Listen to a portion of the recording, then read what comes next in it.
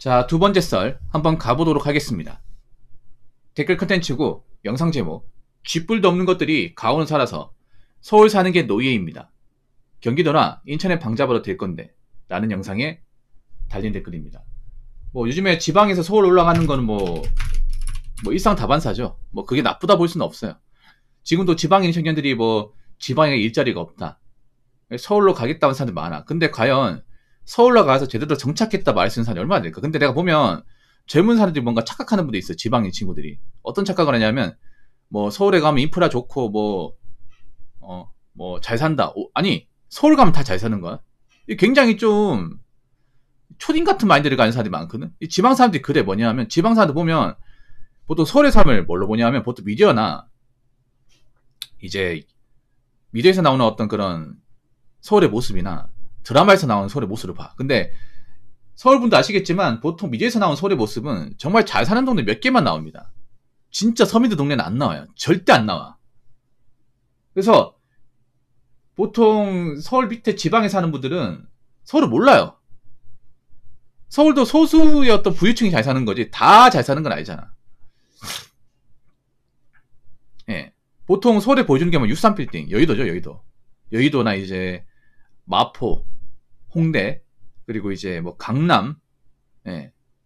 그리고 뭐 성수동, 이런 곳은 정말 돈 많은 거죠. 정말 돈 많은 거예요. 일반 지방 사는 데 가면 절대 버티기 힘든 곳입니다. 왜냐면 월세가 비싸거든요. 비싸단 말이야. 막상 지방 사람들이 짐 싸들고 간다 하더라도 어디 갑니까? 보통 관악구 가는 거 아니에요? 관악구 신림동, 봉촌동, 아니면 구로동. 이런 데 가면 우리가 아는 서울 모습하고 다르죠? 많이 다르죠? 막 달동네고, 막 오래된 집도 많고, 경사도 심하고, 가로등도 제대로 안 들어오고, 골목도 빽빽하고, 왔다 갔다 하는 시간도 오래 걸리고, 그렇지 않습니까? 보통 지방에서 올라온 사람들, 서울 가면 대부분 글로 가요, 글로 가. 왜냐면 돈이 없잖아, 돈이. 돈이 없지 않습니까? 부모님이 만약에 뭐, 자식이 서울 쪽 일 구하겠다 하면, 돈 얼마나 보태줄 수 있습니까? 서울 오는 전세가 못해도 1억 5천만 원 할 텐데, 1억 5천만 원 보태줄 수 있는 집이 있습니까? 없어요, 여러분. 없습니다. 만약 자식이 뭐, 서울에 정착하는데, 원룸 전세금 보태줄 집이면, 집이 은수저입니다, 은수저. 은수저예요. 대부분은 보증금도 겨우 맞춥니다. 보증금도. 서울의 보증금이 한 500 정도 될 거예요. 550이 국룰일 거예요. 550 아니면 560. 오피스텔은 1000에 60 정도? 1000에 70. 뭐 이렇게. 그리고 솔직히 뭐 지방에서 나고자 하는 사람이 서울 가가지고 얼마나 대단한 직장을 다니겠습니까? 얼마나 대단한 직장을 다닐까? 이런 말 하면 기분 나쁘죠? 아니 생각해봐. 그 지방에 있는 사람들 중에 좋은 대학교 나온 사람들이 얼마나 되며 그 사람들이 뭐 졸업해서 서울로 간다 하더라도 그 좋은 직장을 들어갈 확률이 얼마나 될까? 그냥 직장만 들어가면 다예요? 아니죠. 좋은 직장 들어가야 될 거 아니야. 왜냐면 서울은 물가가 많이 비싸지 않습니까? 주거비용도 많이 비싸고 나간 돈 많단 말이야. 그럼 돈을 더 벌어야 돼. 객관적으로. 내가 본가에 살 때보다 돈을 100 이상 더 벌어야 돼. 50 아니야. 100 이상 더 벌어야 돼.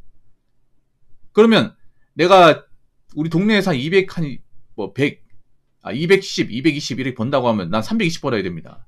근데 그만한 월급을 주는 직장이 서울에 얼마나 있을 것 같습니까? 서울도 중소기업은 월급이 안 씁니다. 안 써요. 2600에서 2800 사이라니까. 못 믿겠으면 저 사람이나 자플네릭 같은 데 검색해보세요. 서울의 중소기업 얼마 받는지. 지금 막상 여러분 그 서울에 올라가서 사는 분들 보면 정말 힘들게 살아. 여러분 그냥 집 같지도 않은 집에 있잖아요. 겨우 방 맞춰가지고 그 많지도 않은 월급에 월세 내고 공과금 내고 식비 내고 세입비 내고 나면 남는 게 없어요. 이게 아니 그냥 살 것 같으면 왜 사는 거야 이게? 아니 생각해요. 돈이 모여야 될 거 아니야. 아니 타 지역보다는 돈이 더 많이 모여야 될 거 아니에요. 그렇지 않습니까? 서울은 집값 비싸잖아. 아니 언제까지 월세 생활할 겁니까? 맞아요. 정말 적게 줍니다. 나도 놀랬다니까. 나도 이 자료조사하면 놀랬던 게 뭐냐면 서울이 보통 기업이 그 공업이 없어요. 보통 여러분 일반 직업군을 보면 월급쟁이잖아요. 월급쟁이 중에 그나마 돈 많이 버는 게 뭐냐면 제조업이야, 제조업. 공장이에요, 공장. 산업이 있는데. 우리가 알고 있는 현대자동차, SK하이닉스, 이거 뭐예요? 제조업 아닙니까? 근데 서울에 제조업이 있냐고요? 서울은 본사 공방은 없습니다. 본사는 소수의 엘리트들만 채용을 하지 일반 지방 어중이 떠중이 다 받아주지 않습니다. 본사는 서울 토박이 분들도 못 들어가는 곳이야, 웬만하면. 우리가 알고 있는 제조업 어디 있습니까? 서울에 있습니까? 아니죠, 지방에 있죠, 여러분.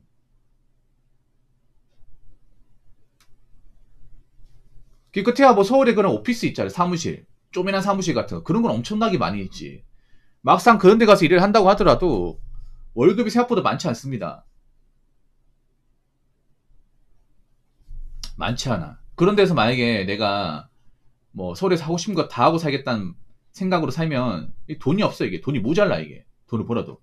실제로 그런 사람도 있습니다. 뭐냐 하면 서울에서 자취를 하는데 자기가 배달 음식도 막 시켜 먹고 인터넷 쇼핑을 하다 보니까 월급과 돈이 모자라. 그래서 마통 뚫는 사람도 있어. 아니면 부모님한테 생활비를 달라고 하는 사람도 생각보다 많이 있는 걸 알고 있습니다. 아니, 그럴 거면 서울 왜 사는 거야? 쉽게 말해 내가 아까리 못하는 거잖아. 그렇지 않습니까? 아니, 다 커서 출가했으면 자기가 먹고 살아야지. 근데 그게 안 되잖아. 아니, 부모님한테 돈 도와달라고 할 정도면 이거는 문제 있는 거잖아, 여러분.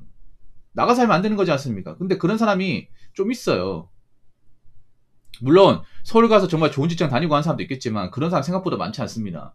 오히려 나는 지금 지방에서 서울 올라가는 다수의 청년들이 나중에 나이 먹어서 돈도 없고 그러니까 월세만 전전하고 남은 생계를 걱정하는 도시 빈민이 될까봐 굉장히 우려스럽습니다. 자, 댓글 한번 읽어보도록 하겠습니다. 서울에서 5대 기업 본사, 사무직 다니는 거 아니면 절대 전혀 서울에서 살 필요 없습니다. 왜냐하면 지방 신도시 어디든 그 정도 직장과 생활 인프라는 다 있으니까요. 심지어 송도는 코스닥 시키가총액 상위 10개 기업 중에 7개 본사가 있습니다. 더 중요한 건 삶의 질이나 주거 환경으로 따지면 지방 신도시가 서울보다 압도적으로 쾌적하고 좋다는 것입니다. 신도시에 살아보면 서울 촌놈이란 말이 왜 있는지 바로 이해가 됩니다. 탈서울 하시고 행복 찾으세요. 단언컨대 100세 시대에 탈서울만 해도 절반 인생 성공한 겁니다. 라고 적어졌습니다. 그러니까 제가 말하는 게 서울 살지 말라는 게 아니에요. 근데 내가 서울에 살 만한 깜냥이 되는 줄 알아야 돼. 절대 다수는 안 돼. 절대 다수는. 그러니까 서울에 살려면 일단 돈은 많이 벌어야 됩니다. 정말 많이 벌어야 돼. 진짜 많이 벌어야 됩니다. 어중간하게 벌어가지고 안 돼. 그러면 제가 봤을 때는 세금 떼고 한 340, 50 벌어야 되고 연봉 5천만 원짜리 직장을 구해야 돼요. 아니 투잡을 하거나.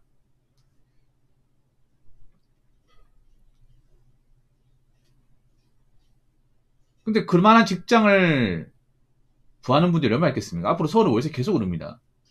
월세랑 물가 계속 올라요. 다른 지역보다. 왜냐? 수요가 많잖아요. 지금 월세 수요는 많거든요. 월세 올려도 상관없지. 근데 월세 올리게 되면 누가 타격받습니까? 지방에서 짐 싸들고 올라오는 사람들이 타격받지 않습니까?